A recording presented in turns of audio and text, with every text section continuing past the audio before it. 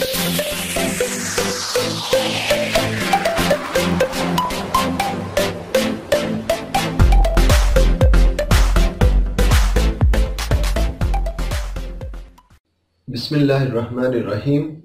अल्लाहुम्मा सल्ली व सल्लिम अला नबिय्यिना मुहम्मद। अस्सलाम वालेकुम डियर स्टूडेंट्स एंड व्यूअर्स, मैं हूं सर उमर और आप देख रहे हैं केम फॉर यू, केमिस्ट्री आपके लिए। डियर स्टूडेंट्स, आज हम थर्ड चैप्टर में एक इंतहाई इंपॉर्टेंट टॉपिक करने जा रहे हैं, डेरिवेशन ऑफ एब्सोल्यूट जीरो, या इसी का दूसरा नाम है graphical explanation of Charles law. तो असल टॉपिक की जानब जाने से पहले हम थोड़ी सी इसके अंदर जो टर्मिनोलॉजी यूज हो रही है उनको हल्का सा रिवाइज करेंगे या उसके बारे में बात करेंगे। यानी हम बात करेंगे चार्ल्स लॉ क्या चीज होती है, ठीक है, उसको रिवाइज करेंगे थोड़ा सा, और साथ में हम एब्सोल्यूट जीरो जो है वो क्या चीज होती है उसके बारे में बात करेंगे, ताकि हमें पता हो जिस चीज को हम ड्राइव करने जा रहे हैं तो वो है क्या चीज। तो चले सबसे पहले बात करते हैं चार्ल्स लॉ क्या चीज होती है। चार्ल्स लॉ के बारे में आप लोगों ने पढ़ा था कि volume of a given mass of a gas is directly proportional to absolute temperature, Kelvin scale का जो टेम्परेचर है, ठीक है। तो अगर प्रेशर साथ में कांस्टेंट, यानी गैस की क्वांटिटी, नंबर ऑफ मोल्स और प्रेशर, ये दो चीजें कांस्टेंट हो तो वॉल्यूम डायरेक्टली प्रोपोर्शनल होता है एब्सोल्यूट टेम्परेचर के, केल्विन स्केल के टेम्परेचर के। या इसी एक्सप्रेशन को हम थोड़ा सा और प्रोपोर्शनैलिटी साइन की जगह कांस्टेंट लगाएं तो V is equal to constant into temperature, या इसी को थोड़ा और रीअरेंज करें तो V over T is equal to constant.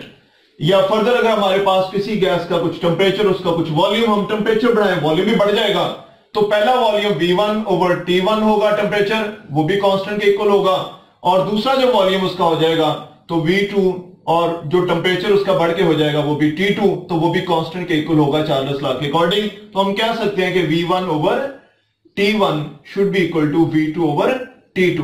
तो आज के लेक्चर में हम इसके बारे में भी बात करेंगे कि ये जो फॉर्मूला है, ये दो आमतौर पे टेम्परेचर की स्केल्स यूज होती हैं, डिग्री सेंटीग्रेड या सेल्सियस स्केल और केल्विन स्केल। तो किस स्केल के ऊपर ये फॉर्मूला जो है ये फिट आता है, डिग्री सेंटीग्रेड स्केल के ऊपर या केल्विन स्केल के ऊपर। यानी यहां पे हमने केल्विन टेम्परेचर की बात की है, तो केल्विन टेम्परेचर वहां पे लाजमी क्यों लेना है, हम डिग्री सेंटीग्रेड जो टेम्परेचर है वो क्यों नहीं वहां पे ले सकते, वो सारा भी ये फॉर्मूला जरा हमें एक्सप्लेन करेगा आगे पूरे टॉपिक के अंदर। दूसरे नंबर पे हम बात करते हैं एब्सोल्यूट जीरो की। ये केल्विन स्केल पे जो जीरो केल्विन टेम्परेचर है, डिग्री सेंटीग्रेड स्केल पे ये 273 माइनस 273 डिग्री सेंटीग्रेड उसके इक्वल होता है। इस जीरो केल्विन या माइनस 273 डिग्री सेंटीग्रेड जो टेम्परेचर है इसको बोलते हैं हम एब्सोल्यूट जीरो। केल्विन स्केल पे ये जीरो है, तो केल्विन स्केल एब्सोल्यूट स्केल होती है, और केल्विन स्केल के जीरो को हम बोलते हैं एब्सोल्यूट जीरो, और इसकी वैल्यू डिग्री सेंटीग्रेड स्केल में माइनस 273, या ज्यादा एक्यूरेट अगर बात करें जरा पॉइंट्स में भी तो माइनस 273.15 या 16 जो डिग्री सेंटीग्रेड ये लिख दिया जाता है आपकी बुक्स में, तो इसके इक्वल होती है इसकी वैल्यू। एब्सोल्यूट जीरो की डेफिनेशन है the temperature at which volume of a gas becomes theoretically zero.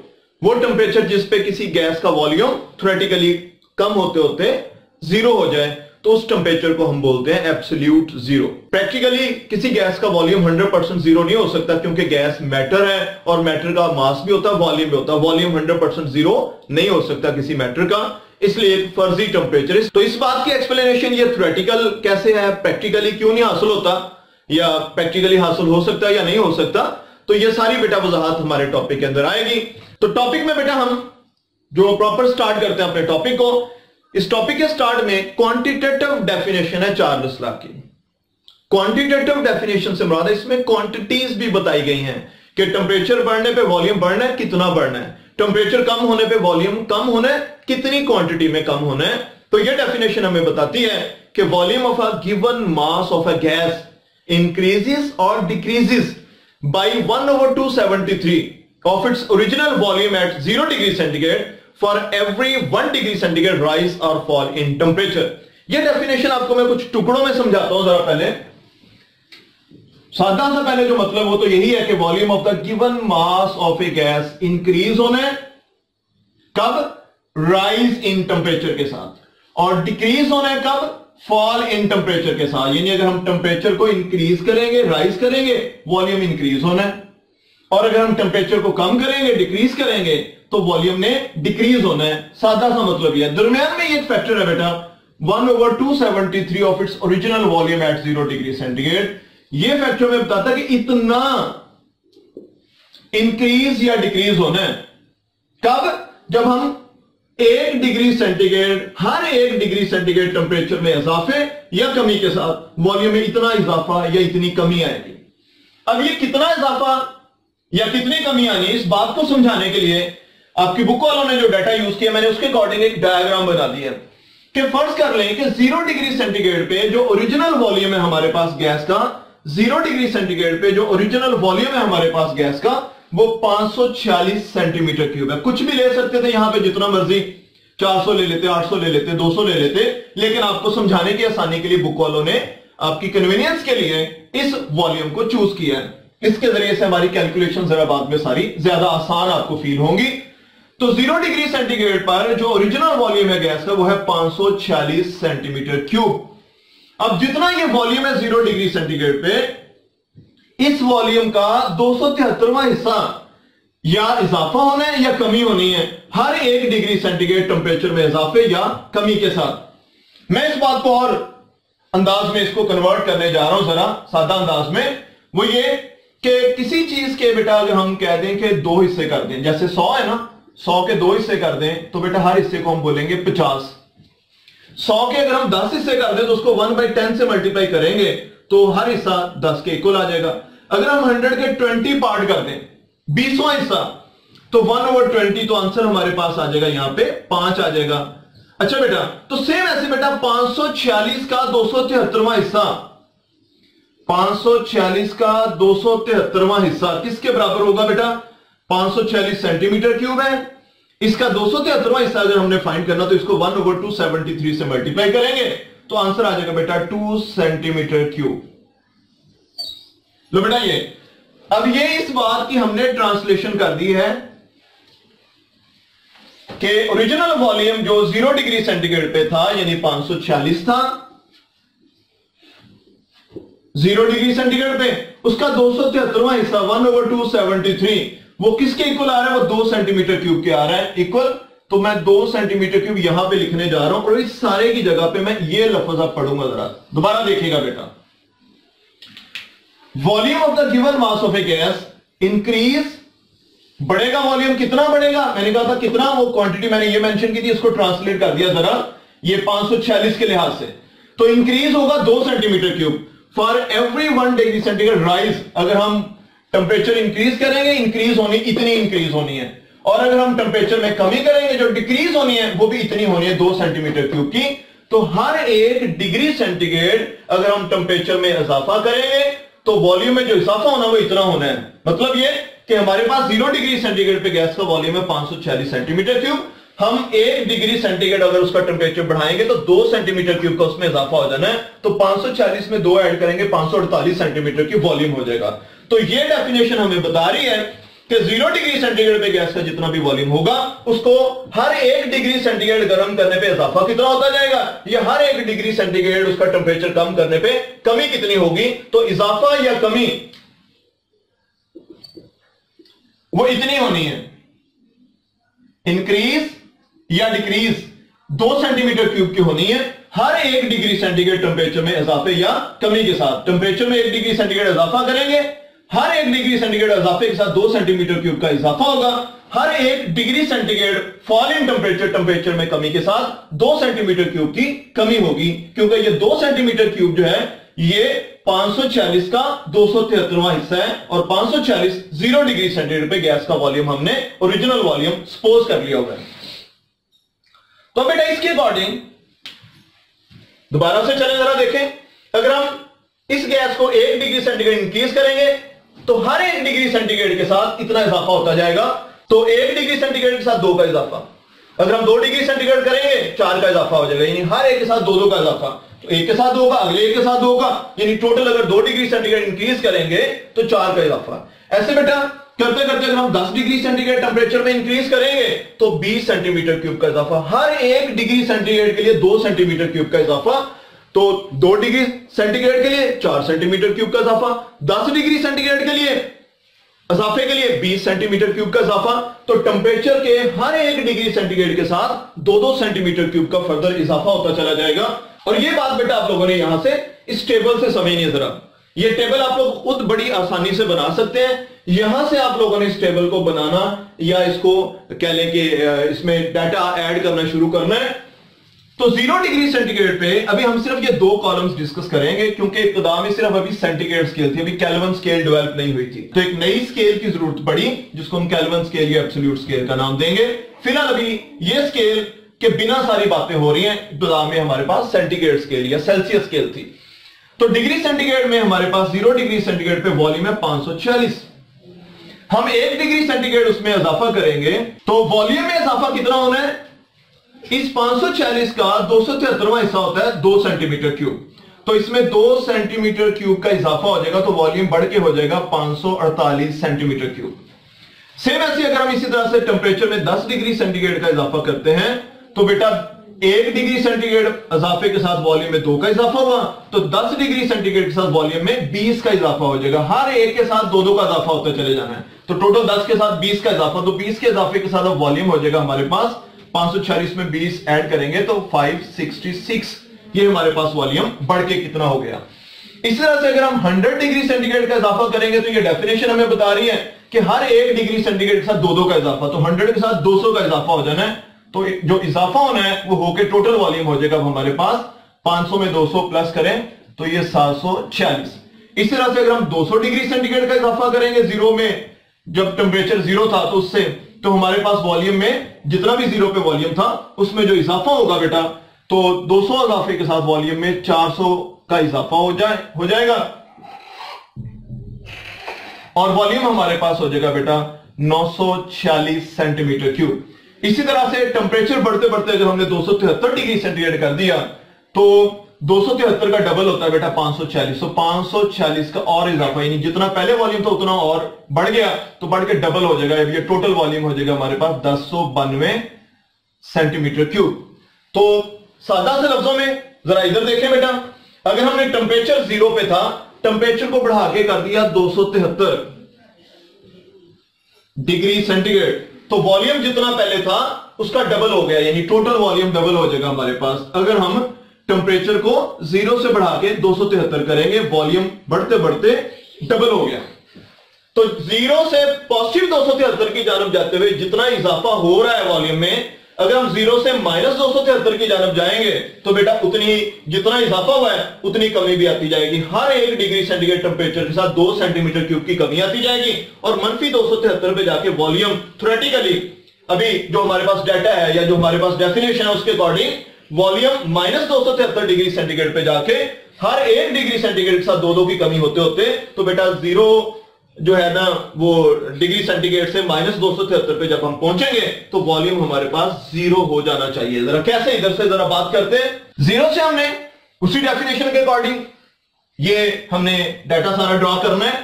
0 से -1 पे गए तो 540 का 273वां हिस्सा और 540 का 273वां हिस्सा 2 सेंटीमीटर क्यूब है, इतनी कमी आ जानी है। तो जो कमी आनी है वो 2 सेंटीमीटर क्यूब की आनी है, तो कम होके 540 में से 2 कम करेंगे 544 सेंटीमीटर क्यूब, यानी टेंपरेचर हमने डिक्रीज किया तो वॉल्यूम 540 से कम होके 544 रह गया। सेम ऐसे बेटा हर 1 डिग्री सेंटीग्रेड के लिए 2-2 सेंटीमीटर क्यूब की डिक्रीज होती जानी है। तो बेटा अगर हम टोटल 10 डिग्री सेंटीग्रेड डिक्रीज करेंगे तो उसमें से हर एक के लिए 2-2 की, हर 1 डिग्री सेंटीग्रेड के साथ 2-2 सेंटीमीटर क्यूब की क्योंकि कमी आ रही है तो 10 के साथ 20 की कमी आ जाएगी। तो 546 में से 20 हम कम करेंगे तो ये हमारे पास वॉल्यूम रह जाएगा 526 सेंटीमीटर क्यूब। इसी तरह से अगर 0 से टेंपरेचर -100 पे जाएगा तो 100 डिग्री सेंटीग्रेड कम होने से 200 की कमी आ जाएगी। तो 200 की कमी के साथ 546 में से 200 माइनस करें तो 340 सेंटीमीटर क्यूब रह जाएगा, यानी वॉल्यूम डिक्रीज होता जाएगा। ऐसे बेटा -200 पे जाएंगे, 0 से जैसे -200 पे गए 200 डिग्री सेंटीग्रेड की डिक्रीज है तो वॉल्यूम में 400 की डिक्रीज होगी। तो 400 माइनस करेंगे, जितना ओरिजिनल वॉल्यूम था उसमें से 400 सेंटीमीटर क्यूब माइनस हो जाएगा तो 146 सेंटीमीटर क्यूब रह जाएगा। सेम ऐसे बेटा करते कराते अगर हम सपोज -273 किसी तरह से हासिल कर लें, इस टेम्परेचर पे पहुंचेंगे तो -273 क्योंकि 273 डिग्री सेंटीग्रेड की कमी है, तो इसका डबल जो है ना वो कमी आनी चाहिए वॉल्यूम में, और 273 का डबल होता है 540, तो 540 की कमी आनी चाहिए। तो 540 में से 540 गए तो 0 सेंटीमीटर क्यूब वॉल्यूम रह जाना चाहिए। तो वो टेम्परेचर बेटा जिस पे जाके वॉल्यूम थ्योरेटिकली हो गया 0 सेंटीमीटर क्यूब, इस टेम्परेचर को बेटा हम बोलते हैं एब्सोल्यूट जीरो। यहीं से हम देखते हैं बेटा कि आया कि ये जो चार्ल्स लॉ की हमारे पास फॉर्म है V1/T1 = V2/T2, क्या डिग्री सेंटीग्रेड में जब हमारे पास टेम्परेचर और वॉल्यूम का डाटा हो, क्या उसके ऊपर फिट आता है या नहीं आता ये वाला चार्ल्स लॉ, यानी V/T का रेशियो कांस्टेंट रहना चाहिए, या ये चीज हमारे पास V1/T1 = V2/T2 कांस्टेंट। अगर हम टेम्परेचर डिग्री सेंटीग्रेड स्केल में लेते हैं तो देखते हैं कि क्या हमारे पास जो चार्ल्स लॉ है वो ओबे हो रहा है या नहीं हो रहा है। इसके लिए बेटा आपकी बुक वालों ने आपको समझाने के लिए ये 2 जगहों का डाटा चूज कर लिया है कि टेम्परेचर ये वाला और वॉल्यूम ये वाला, कि इसको T1 कह लें, इसको V1 कह लें। बाद में टेम्परेचर बढ़ गया और वॉल्यूम भी बढ़ गया, तो ये वाला डाटा बेटा अगर हम चूज करें तो V1 हमारे पास 566 और T1 हमारे पास है 10 = अभी तो फिलहाल हम = लिख लेते हैं, तो टेम्परेचर हमारे पास हो गया बढ़ के 100 और वॉल्यूम हो गया 746। तो अब देखिए बेटा क्या दोनों साइड्स इक्वल आ रही हैं। 566 को 10 पे डिवाइड करें, ये 556.6 आंसर आएगा, और ये 746 को 100 पे डिवाइड करें तो 7.46 आएगा। तो ये दोनों साइड्स इक्वेशन के आपस में इक्वल नहीं है। इसका मतलब ये हुआ कि ये जो चीज है ना V1/T1 = V2/T2 constant, answer same रहना चाहिए, तो आंसर इन दोनों का सेम नहीं आ रहा। इसका मतलब अगर हम सेंटीग्रेड स्केल यूज करते हैं तो ये फॉर्म चार्ल्स लॉ की ओबे नहीं हो रही। वैसे तो ठीक है था कि हम टेम्परेचर बढ़ा रहे थे वॉल्यूम बढ़ रहा था, टेम्परेचर कम कर रहे थे वॉल्यूम कम हो रहा था, कितना कम या ज्यादा हो रहा, चार्ल्स ने जो नोट किया उसको अपने एक लॉ की शक्ल में, अपने एक स्टेटमेंट की शक्ल में चार्ल्स ने दे दिया कि कितने डिग्री सेंटीग्रेड इजाफे या कमी से वॉल्यूम में उसने कितनी इजाफा या कितनी कमी नोट की। अब चार्ल्स लॉ की जो सिंपल सी फॉर्म है वो तो हमें यह कह रही थी कि वॉल्यूम और टेम्परेचर का जो रेशियो वो कांस्टेंट रहना चाहिए, यानी वॉल्यूम और टेम्परेचर का जो रेशियो है वो एक बार जितना आंसर है उतनी दूसरी बार भी उतना ही आना चाहिए। अब डिग्री सेंटीग्रेड स्केल में वो कांस्टेंट नहीं आ रहा, वॉल्यूम और टेम्परेचर का रेशियो पहली बार का दूसरी बार के रेशियो के इक्वल नहीं आ रहा, तो इट मींस टेम्परेचर जो है वो जरा उसकी स्केल जो है ना कोई और जरा अगर हम चूज करें तो उसमें हो सकता है कि ये रेशियो इक्वल आ जाए। तो टेम्परेचर की एक नई स्केल की जरूरत पड़ी, टेम्परेचर की एक नई स्केल डेवलप करने की जरूरत पड़ी, तो टेम्परेचर की एक नई स्केल डेवलप की गई बेटा इस किस्म के डाटा या एक्सपेरिमेंट्स के जरिए से। तो उस नई स्केल को डेवलप करने के लिए बेटा हम इस डाटा का सहारा लेंगे और इसके जरिए से ग्राफ जो है वो ड्रा किया जा रहा है।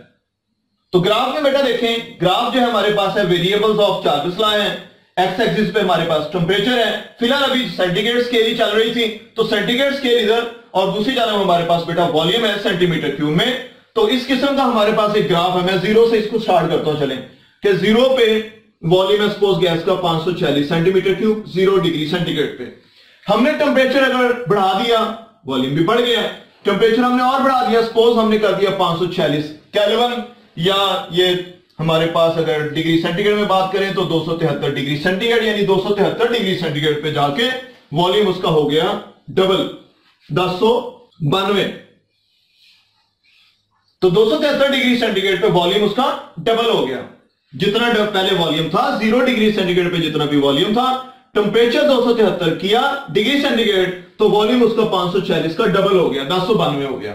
सेम ऐसे बेटा अगर हम टेम्परेचर को कम करेंगे वॉल्यूम डिक्रीज होना शुरू हो जाता है, टेम्परेचर कम करते हैं वॉल्यूम डिक्रीज होता चला जाता है। एक खास टेम्परेचर आता है जिसपे जाके गैसेस जो है वो लिक्विड में चेंज हो जाती है, हर गैस का वो डिफरेंट होता है।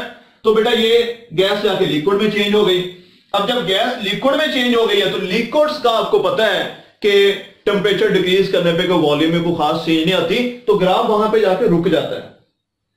तो ग्राफ को खुद से वहां जिस स्लोप के साथ जिस ढलवान के साथ ग्राफ चल रहा था ना, ये आगे उसको खुद से उसी रफ्तार से बढ़ाते हैं कि सपोज ये फर्ज कर लिया जाता है कि अगर वो गैस लिक्विड में चेंज ना होती, अगर वो गैस ही रहती तो और टेम्परेचर कम होने पे वॉल्यूम और उसी तरह से डिक्रीज होता चला जाना था। तो इस चीज को बेटा हम कहते हैं ग्राफ को ये फर्ज करते हुए आगे बढ़ाते चले जाना कि अगर वो गैस ही रहती तो वॉल्यूम डिक्रीज होता चला जाना था, तो इसको हम बोलेंगे एक्स्ट्रापोलेट करना ग्राफ को।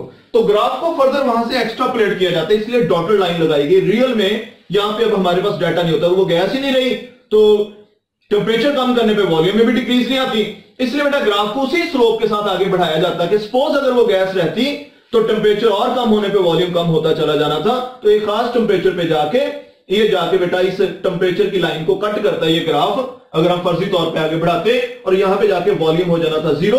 और ये टेम्परेचर जब देखा गया कि कितना टेम्परेचर ये वाला है तो -273, या ज्यादा एक्यूरेटली बात करें तो -273.16 या 15 मैंने कहा पास का आपकी बुक्स पे लिखा होता है।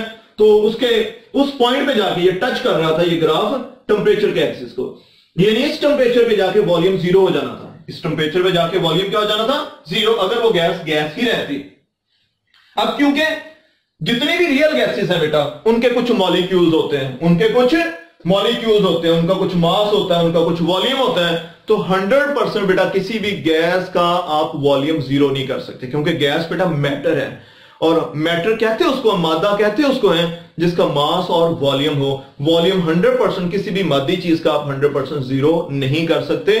जिसका वॉल्यूम 0 हो गया या मास 0 हो गया बेटा वो तो फिर मैटर ही नहीं होता।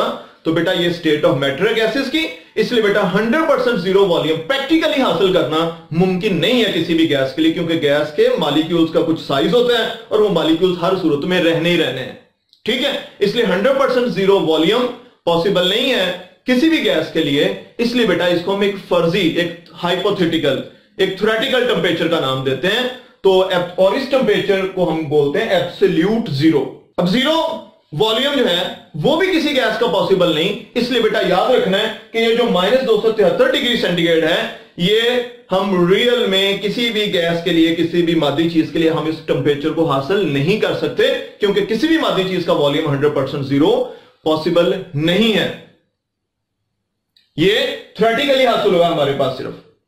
तो एब्सोल्यूट 0 की डेफिनेशन हमने क्या पढ़ी थी, the temperature at which volume of a gas becomes theoretically 0, जिस पे थ्योरेटिकली 0 हो जाए वॉल्यूम। और इसकी वैल्यू क्या है 0 केल्विन या -273 डिग्री सेंटीग्रेड।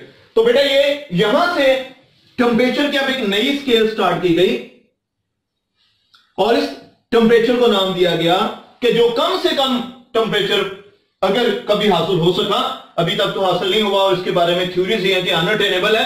तो बेटा ये कम से कम टेम्परेचर कायनात का, अब ये समझ ले ठंडा तरीन टेम्परेचर है, यानी इससे पीछे और ठंडा टेम्परेचर पॉसिबल नहीं। कम से कम वैल्यू टेम्परेचर की अगर कभी हासिल हो सके ये होगी, इससे पीछे तो कभी हासिल हो ही नहीं सकता। तो जहां कह लेंगे टेम्परेचर की अखीर आ जाती है, कम से कम टेम्परेचर जहां पे आ जाता है, वहां से टेम्परेचर को शुरू किया गया एक नई स्केल को, और उस टेम्परेचर को 0 और उससे टेम्परेचर को ऊपर पॉजिटिव वैल्यूज में आगे डिस्क्राइब किया गया। तो ये क्योंकि एग्जैक्ट बेटा टेम्परेचर को डिस्क्राइब कर रही है कि इससे पीछे टेम्परेचर पॉसिबल नहीं, यहां से टेम्परेचर शुरू होता है, इससे ऊपर टेम्परेचर पॉसिबल है, इसलिए इस टेम्परेचर की स्केल को बेटा बोलते हैं एब्सोल्यूट स्केल, और इस 0 को बोलते हैं एब्सोल्यूट 0। और एब्सोल्यूट होने की वजह से बेटा इसके ऊपर आपको ये छोटा सा जो के के ऊपर इस तरह एक स्टैंडर्ड की अलामत होती है ना 0 या नॉट, ये यूज नहीं किया जाता, ये एब्सोल्यूट होने की अलामत है। और डिग्री सेंटीग्रेड के ऊपर इस तरह से या फॉरेनहाइट के ऊपर इस तरह से छोटी सी हम नॉट या 0 लगाते हैं, ये बेटा इस चीज की अलामत होती है कि ये रिलेटिव स्केल्स है, किसी चीज के लिहाज से बनाई गई हैं, परफेक्ट स्केल्स नहीं है टेम्परेचर की, एब्सोल्यूट स्केल्स नहीं है टेम्परेचर की। और केल्विन स्केल टेम्परेचर की एब्सोल्यूट स्केल है। तो यहां से बेटा वो केल्विन स्केल स्टार्ट की गई, इस टेम्परेचर को नाम दिया गया 0 केल्विन। तो ये -200 और -273 के दरमियान 73 पॉइंट है, हर पॉइंट को एक केल्विन का नाम दिया गया यहां पर। तो इस तरह से बेटा 0 केल्विन, उससे आगे 1 केल्विन आ जाएगा 2, तो -200 और -273 के दरमियान 73 पॉइंट्स हैं। तो यहां 0 से स्टार्ट किया, यहां पे 73 केल्विन आ जाएगा।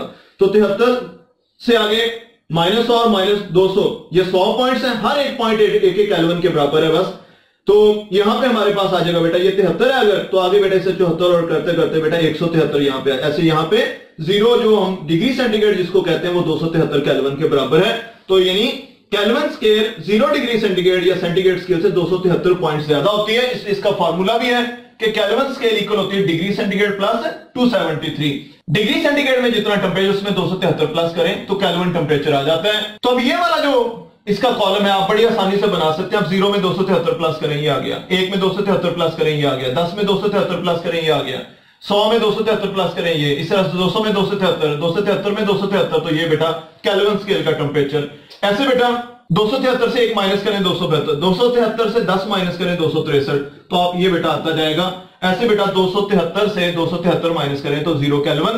तो इस तरह से बेटा ये यहां से टेम्परेचर की एक नई स्केल स्टार्ट हो रही है। इससे पीछे टेम्परेचर पॉसिबल नहीं, इसलिए इस 0 को एब्सोल्यूट 0 और इस स्केल को हम एब्सोल्यूट स्केल का नाम देते हैं। अब हम जरा देखते हैं कि क्या चार्ल्स लॉ जो है इस स्केल के साथ सही फिट आ रहा है कि नहीं। जो टेम्परेचर की एक्चुअल या असल स्केल आप समझ लें, परफेक्ट स्केल समझ लें जो टेम्परेचर की है, क्या इसके अकॉर्डिंग चार्ल्स लॉ ओबे हो रहा है कि नहीं हो रहा है, ये वाली जो फॉर्म है उसकी। तो जरा देखते हैं दोबारा उन्हीं वैल्यूज को। हमारे पास ये वाला जो टेम्परेचर था केल्विन में इतना है और ये वाला टेम्परेचर केल्विन में इतना है, तो हम ये वैल्यू सब पुट करते हैं बेटा दोबारा से उसके अंदर। तो हमारे पास अब देखें डाटा क्या हासिल होगा, V1/T1 = V2/T2। अब हम वॉल्यूम तो ये वाले पुट करेंगे दोनों और टेम्परेचर ये वाले। तो वॉल्यूम 566 566 ओवर टेम्परेचर 283, इसको इक्वल होना चाहिए 746। ये हमारे पास V2 और टेम्परेचर 373। तो इस तरह से हमारे पास बेटा जो आंसर आ जाएगा, इसको सॉल्व करने से भी 2 आएगा, इसको सॉल्व करने से भी 2 आएगा, यानी आंसर हमारे पास कांस्टेंट आ रहा है, आंसर चेंज नहीं हो रहा। तो इट मींस अगर हम टेम्परेचर को केल्विन स्केल में लेते हैं, एब्सोल्यूट स्केल में लेते हैं, तब चार्ल्स लॉ सही मैनों में हर फॉर्म में अपनी ओबे हो रहा है। तो नई टेम्परेचर की जो स्केल है यानी जो केल्विन स्केल है, ये हमें परफेक्ट वेज में कह लें कि एक्सप्लेन कर रही है चार्ल्स लॉ को। और नई स्केल बेटा जो है वो चार्ल्स लॉ के अकॉर्डिंग ही कह लें ड्यूअल बिहेवियर ग्राफ के जरिए से इस बात को एक्सप्लेन किया गया है। अच्छा, यहीं पे चलते चलते हम बात कर लें। उन्होंने कहा अगर हम गैस की क्वांटिटी ज्यादा ले लें, यानी ये गैस आपने इतनी ली थी, अगर आप गैस की क्वांटिटी स्टार्ट में ज्यादा ले लेते तो वॉल्यूम थोड़ा ज्यादा होना था, ठीक है। तो फिर भी टेम्परेचर बढ़ाने पे वॉल्यूम बढ़ना था, टेम्परेचर कम करने पे वॉल्यूम कम होना था। तो अगर आप गैस की क्वांटिटी ज्यादा ले लें तो ग्राफ इस तरह से आपका बेटा हासिल हो जाता है, लेकिन चलते चलते पहुंचना ये भी वहीं पे होता है। अगर आप गैस की क्वांटिटी स्टार्ट में थोड़ी ले लेते, स्टार्ट में वॉल्यूम थोड़ा, टेम्परेचर बढ़ाने पे उसका वॉल्यूम बढ़ता जाना था, कम करने पे कम होता चला जाना था, तो आपका ग्राफ जरा नीचे से स्टार्ट हो जाना था। लेकिन ग्राफ पहुंचने सारे वहीं पे हैं, एक खास जगह पे जाके वैसे रुक जाने हैं और उससे आगे एक्स्ट्रा प्लेट उनको करना पड़ना है, और तमाम ग्राफ जो है वो वहीं पे जाके पहुंचेंगे -273 पे, यानी हर गैस का थ्योरेटिकली वहां पे पहुंच के वॉल्यूम 0 होता चला जाएगा उस टेम्परेचर पे पहुंच के, ठीक है। बाकी अगर आप गैस की क्वांटिटी ज्यादा लेते हो तो स्लोप थोड़ा ज्यादा आ जाता है, गैस की क्वांटिटी थोड़ी सी कम लेते हैं तो स्लोप थोड़ा सा कम हो जाता है। ये बात ऑब्जेक्टिव वगैरह के अंदर आ जाती है, इसलिए इस बात को एक्सप्लेन कर दिया है। अब साथ ही बेटा ये फॉर्मूला एक है आपके इस टॉपिक में, क्योंकि बाकी सारा टॉपिक इसके बिना भी एक्सप्लेन हो रहा था, इसलिए मैंने इसको लास्ट पे रख लिया है। ये अलग से इस फॉर्मूला से रिलेटेड शॉर्ट क्वेश्चंस आ जाता है, या बात का एक्सरसाइज में एक सवाल है कि 1/273 जो फैक्टर है ना उस पर रोशनी डालें, तो वो भी इसी के जरिए से बेटा जो है वो एक्सप्लेन होगी। अच्छा, इस फॉर्मूले में हमारे पास है VT, volume at any temperature degree centigrade scale में। जब अभी केल्विन स्केल हमें डेवलप नहीं हुई थी तब ये भी फॉर्मूला था हमारे पास, और आज भी फिर हम इसको यूज कर सकते हैं डिग्री सेंटीग्रेड स्केल को यूज करते हुए अगर हमने वॉल्यूम्स फाइंड करने हैं। तो V0 है, ये है volume at 0 degree centigrade, 1 + T temperature degree centigrade scale में ओवर 273। तो ये फॉर्मूला बेटा हमें किसी भी टेम्परेचर पे, गिवन टेम्परेचर पे, डिग्री सेंटीग्रेड स्केल के टेम्परेचर पे अगर हमने गैस का वॉल्यूम फाइंड करना हो, हम फाइंड कर सकते हैं। कब? अगर हमें 0 डिग्री सेंटीग्रेड पे गैस का वॉल्यूम मालूम हो। मैं जरा यही जो डाटा हमने इधर यूज किया था वो आपको इस इक्वेशन से भी निकाल के दिखाता हूं। डिग्री सेंटीग्रेड स्केल और वॉल्यूम्स का जो ये टेबल बना हुआ है, ये इस इक्वेशन से भी बन सकता है। बेटा ये देखें जरा, हमारे पास यहां पे अगर मैं आपको ये कहूं कि वॉल्यूम एट 10 डिग्री सेंटीग्रेड आप फाइंड करो, कितना होगा वॉल्यूम एट 10 डिग्री सेंटीग्रेड, और आपको ये मैं ये बता दूं कि वॉल्यूम एट 0 डिग्री सेंटीग्रेड 546 है। तो आप ये फॉर्मूला बेटा लगाएंगे, 546 इंटू 1 ओवर टेम्परेचर हमारा कितना बेटा 10 डिग्री सेंटीग्रेड। तो ये टेम्परेचर डिग्री सेंटीग्रेड स्केल वाला यहां लिखना ओवर 273। आप इस सारे को सॉल्व करेंगे, आपके पास बेटा यही आंसर आ जाएगा जो ऑलरेडी यहां पे था कि 10 डिग्री सेंटीग्रेड 566 है, 566। इसी तरह से अगर आपको ये मैं कह दूं कि 100 डिग्री सेंटीग्रेड पे बताओ कितना वॉल्यूम होगा, 0 पे वॉल्यूम इतना है, तो बेटा आप 100 पे भी बता सकते हैं। Volume at 100 is equal to 0 पे 546, 1 प्लस टेम्परेचर हमारे पास अब 100 है, तो जो टेम्परेचर आपको बताएगा वो यहां पे मेंशन करना है ओवर 273। तो आपको सारा सॉल्व करके बेटा ये आंसर आ जाना था 746। तो इस तरह से अगर आपको 0 पे किसी भी गैस का वॉल्यूम गिवन हो, आप बेटा किसी भी गिवन टेम्परेचर पे गैस का वॉल्यूम, अदर गिवन टेम्परेचर पे आप उस गैस का वॉल्यूम फाइंड कर सकते हैं कि उसका वॉल्यूम कितना होगा। तो ये फॉर्मूला इस चीज के लिए बेटा यूज होता है, यानी VT is equal to V0 into 1 plus T over 273। तो ये किसी भी गिवन टेम्परेचर पे, सेंटीग्रेड सेल्सियस टेम्परेचर पे किसी गैस का वॉल्यूम फाइंड करने के लिए इस फॉर्मूले को यूज करते हैं अगर हमें 0 डिग्री सेंटीग्रेड पे गैस का वॉल्यूम गिवन हो। तो बच्चों आज हमने बात की है डेरिवेशन ऑफ एब्सोल्यूट जीरो, कि एब्सोल्यूट जीरो को कैसे डिराइव किया गया। उसके लिए हमने चार्ल्स लॉ की क्वांटिटेटिव डेफिनेशन जो है उसको पढ़ा, उसको समझा है, उसी के अकॉर्डिंग आगे फर्दर कह लें जो उससे डाटा हासिल हुआ उससे हमने ग्राफ ड्रा किया।